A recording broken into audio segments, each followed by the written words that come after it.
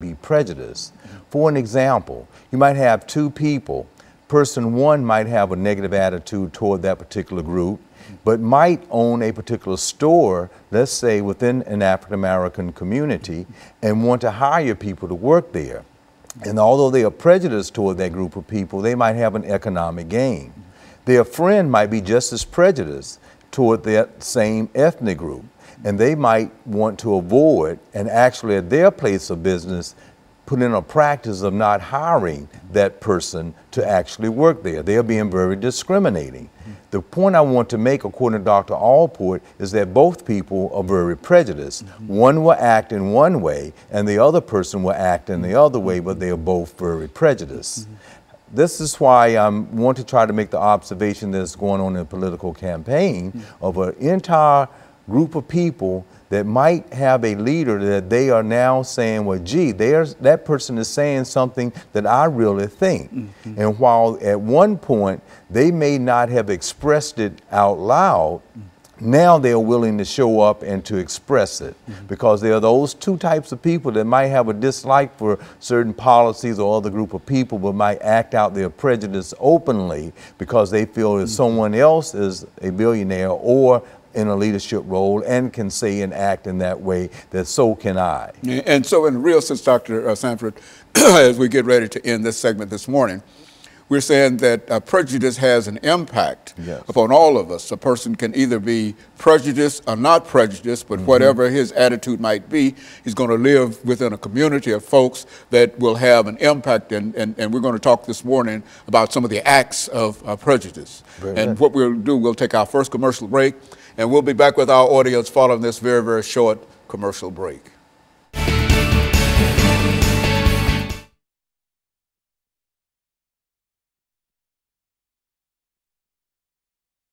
He has these 5 different acts of prejudice, and I want to kind of get through them. Then I want to be able to come back in that other segment and spend time and see what's going on with groups of people who might belong to a police force, that might be real cordial, might go to church to people, but they still might have that prejudice attitude, and they may not act in the church toward it, but they might be a police officer and see someone and then act in that way. Okay, and what I have to do is to bring us back into this second segment and let you give that out. You know, don't want to confuse me with too much information.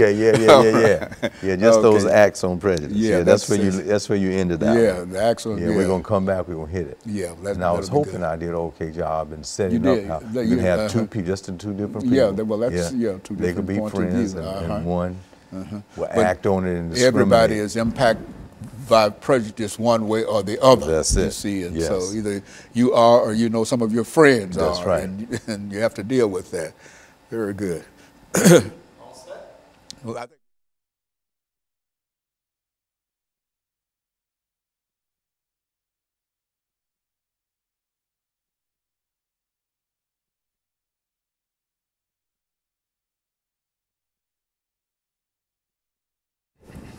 thank you, and welcome back to the second segment of the show for today. The topic is Acts of Prejudice, Prescription for Racism, and the guest is Dr. EKSanford from Tennessee State University. And Dr. Sanford, during this second segment, let's give you an opportunity to lay out for our audience this morning some of the things that you consider to be acts of prejudice, and that will give us an opportunity to further lead this segment and then go into the next segment and develop some of the things that you're going to talk about during this segment. Okay. Yes, again, and a prejudice is a negative attitude that a person or group of people might have toward another, a dislike. And as we stated in the last segment, to kind of follow up just briefly, is that they might have this dislike and not really link that to the way they may think or feel or be unaware of it. Dr. Gordon Allport, in his classic book entitled The Nature of Prejudice, he has 5 different levels of acts of prejudice. The first one he calls, it's a funny word, he calls antilocution. And antilocution is just a word that he means that a group of people may gather and they might hear someone and they might say, well, yes, I really believe in what that person is saying. And they might listen to it, they might come back to the second and third meeting about it, but they are not at that particular point willing to go out and to do anything other than just listen to it and agree to it. Now, the second level of an act on prejudice is that of avoidance. Dr. Gordon Allport said that a segment of that first group might go out and say, I want to avoid, because I have a dislike toward another group, and maybe to live someplace, maybe because I have financial assistance, I can live and not integrate with other people, and I can desegregate myself, I can segregate myself from other people. That's avoidance, when you can just want to stay away from that other group. You have that dislike and that negative attitude. Don't want to have anything to do with it. Then the third level of it is that of discrimination. Now, I want you to see that second, you don't want to have anything to do with them, but you might not do anything negative against them. But that third level is a subgroup of people that might not want to have anything to do with the person, but they will actually discriminate against an individual. Find themselves in a situation where they have to deal with that group. Yes, is that what we are? That's right. Or if they have to hire, or if they are working in a particular place, they might see that a particular person is checked that they are of a particular ethnic group, and then they might do something that is discriminatory toward that group. So that's an act on prejudice, because you, in your mind, have this attitude about a person that you might not even know, but this dislike, and you might act on it in a very discriminatory way. We can look at history and our laws that at one time said that people that of a certain ethnic group would have to live in a certain area, they couldn't go to certain schools, and so an entire civil rights movement had to take place for those changes to come about. Even those that are listening might think, well, institutions just always wanted to be fair in having athletics, but a movement had to go to have a certain title to be changed for women to have the right to play sports, because they were discriminated against. So then he looks at the next level of acts on prejudice, is that a physical attack. Okay. That's when they have this negative attitude toward this other group, that they're not only wanting to avoid and to discriminate, but they're going to organize themselves to actually go out and to then physically attack another group. We might remember the dark history in America where the Ku Klux Klans may have gone out and burned houses down, crosses, very intimidating. And that was a physical attack. And then the fifth level is called extermination. That's an act of prejudice where you're so racist toward another group of people, you target them and try to really do away with the entire group. That's extermination. Physical extermination. Physical extermination. Yes, you were just clearly trying to do it, and we can see that's the reason of World War II, because of what happened in Nazi Germany. Those types of things occurred. So we have those types of examples of acts of prejudice that is within our society today. Now, what I wanted to try to share that for is simply this.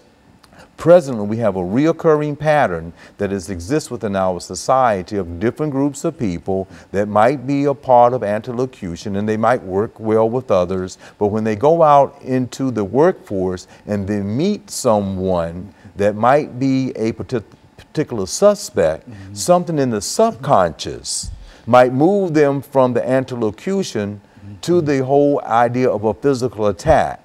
And then they might unwantingly shoot that person or kill that person. And they would see some things that really didn't happen to try to justify it. But this is the same type of incident when people get together and say, well, we're going to really go to a place in an organized way and do something to some people. So now we're in a society where some people are feeling victimized by this peculiarity of acts on prejudice that might be at the level of antilocution, where they might do a little bit of the avoidance within the workplace and stay away. And then people there might leave with a certain feeling, and that person that avoided might not think they did anything toward that other person at all. And then they might even have a little discrimination that might be going on in the workplace, and everybody might meet and have a donut or coffee, but that person might get this feeling that they are not accepted. And now they will then have some of these acts of prejudice where they might move to then do some physical attacks, because what they have personally felt is going on in their life, that they went to school, they tried to assimilate, they've learned the language of the dominant group, they're dressing like the dominant group, and they're still not being treated fairly. And then they might go out and then be in a postmodernist age, have some thoughts about something they see, in cyberspace, Facebook or whatever, that might make them make a decision to go out and do a physical attack about some other attack that was done against them.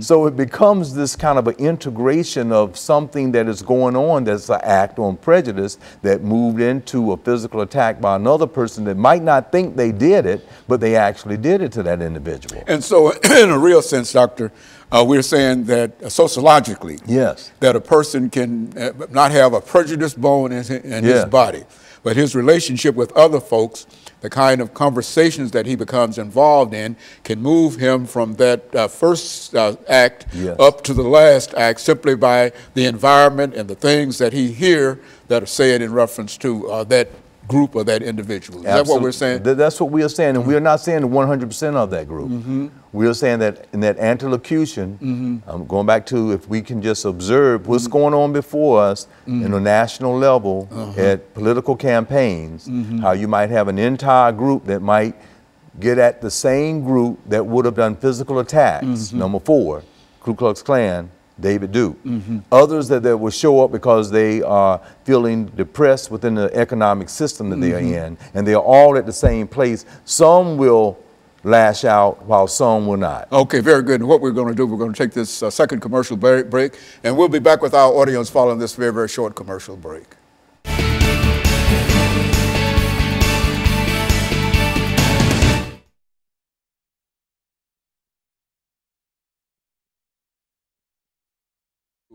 A situation where he might run across that first stage, and by simply being in that group, he can move from one stage up to another, from not knowing anything about him to now you want to kill him. Yes. Is that I said that's a real progression. And this is what I'm seeing with Donald Trump and his group. See, I don't think anything is wrong with Donald Trump. I think he knows that that group is out there, and then when he says that, his polls keep going up and up. So he started using that language over and over again. Make that as a point. That's a point. That's a good point.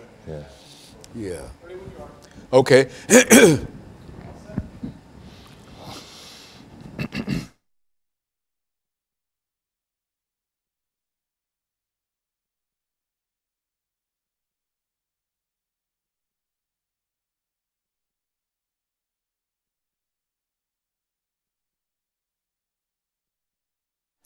Thank you and welcome back to the final segment of the show for today. The topic is Acts of Prejudice, Prescription for Racism. And we have with us to talk about acts of prejudice and the prescription for racism, Dr. EKSanford from Tennessee State University. And so, Dr. Sanford, let's see if we can finish this last segment by having you make some comments in reference to an individual who might be caught within that first act that you're talking about, and as he or she moves up and eventually move to the 5th act in which they are ready to exterminate an individual. Go on, speak to it from that perspective. And thank you very much. And that is indeed how Dr. Gordon Allport would see it. That first person that might have this feeling or dislike toward another group but wouldn't act on it could be potentially a part of going into membership or just going to a group, and when things are being said, they might listen to it and agree with it and vote for it, but a subgroup of that group might move on to the next level, and then the next level to the next level of physical attack, where they might make a decision to go out and do it. Now, this is where the prescription for racism of those earlier attacks, the listening audience need to understand. When that group of people start to go out and they seek out a group of people, whoever they might be, based on certain physical characteristics or where they might be socially located within a community, that they know they are targeting that group of people. Or if in a hiring process, they are not allowing a group of people based on the ethnic group that they have checked that they are, or gender that they are, then that's when the racism or the sexism enters into the discussion about the whole prescription of racism within the society in which we live in. Now, when we look in our larger problems of reoccurring patterns of, say, police officers that are disproportionately killing African-American males, I want us to keep in mind this act on prejudice, because I think if we interviewed, say, any of the officers in the rank and file line, all of them would say, well, no, we would not go out and act act toward any other citizen in any different way than we would another person. But out of that group, you can have someone that in their private life would avoid, and then in their private life would do some discriminatory acts. And this becomes a part of their subconscious, looking at the social psychology of it. And when they are out in the force, and then when they are out to stop someone, that individual may not be doing anything that is being degrading or not following the rules. Or even if they were not following the rules and you have to shoot them, do you have to shoot to kill, or could you shoot in the leg and they fall down and then they couldn't do anything? But is there something in that physical attack that emerges from how some of the preceding acts of prejudice may have been in the environment as you grew up that might cause you to then shoot to kill, or after you're down to continue to shoot 15 additional times? And so in a real sense, if you've got a group, hypothetically, Yes. of 20 people, Yes. and as they move from one stage Yes. to another, you might have only, 15 move up to that second stage, and then 10 to that third stage, and 5 to that fourth stage.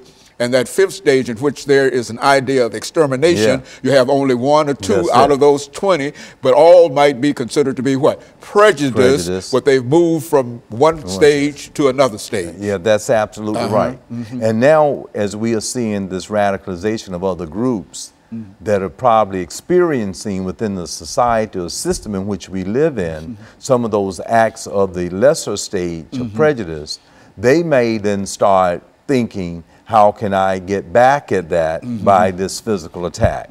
So, and then I guess my point is, it can go from one ethnic group to the next ethnic group, or I hate to use this word, Uncle Tom, sometimes you can find people within one ethnic group that the dominant group can get another person to act and behave and think and say things in a certain way. I guess you want to say they've been bought out, or they may have assimilated to a certain degree that they may not try to understand that particular ethnic group, although they belong to that ethnic group themselves.